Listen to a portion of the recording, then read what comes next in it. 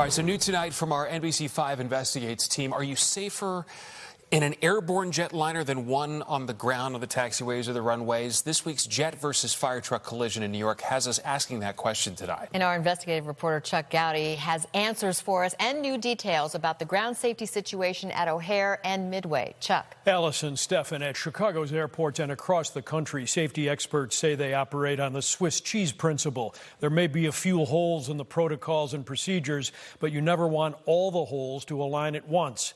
They did Sunday night at New York LaGuardia when a landing Air Canada plane collided with a fire truck crossing the runway. The kind of accident federal investigators have been working to prevent for years. What happened here at LaGuardia is the most serious result of something that occurred 1,600 times last year, according to Federal Aviation Administration records. Runway incursions, usually aircraft or ground vehicles, too close to one another, sometimes a collision and death. This FAA alert nearly a year ago set a goal of 0 serious close calls, urging airports to install transponder trackers on airfield vehicles. LaGuardia didn't, according to authorities, gear that would have warned of a crash in the making. They don't have the money to afford it, and it's not required, so it's just not going to happen.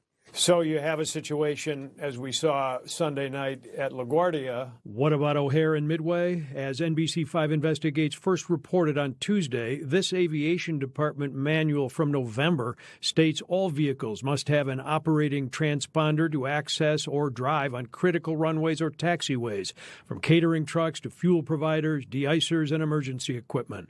Chicago Fire Department officials say for their fleet of 64 trucks and other emergency vehicles at both O'Hare and Midway, a little more than half are equipped with transponders.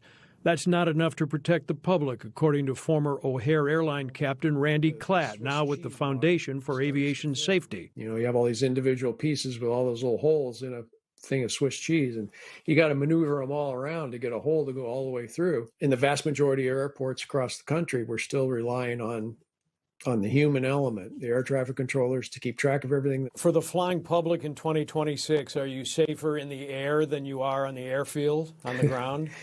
Well, the potential is there in both.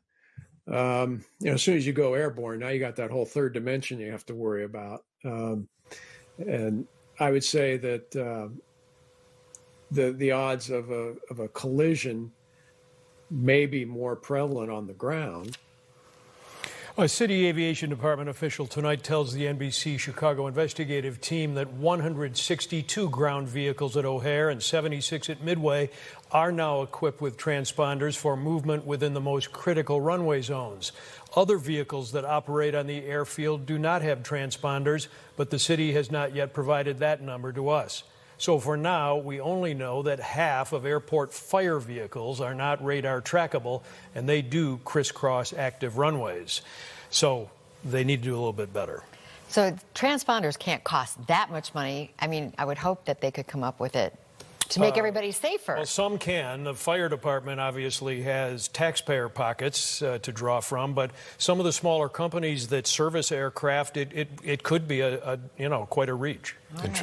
Airport improvement funds, things like that. I mean, see if the FAA. The FAA has put funding out there for these programs, but it doesn't appear that everybody's taking them up on it. Okay. Thank you, Chuck. Thanks.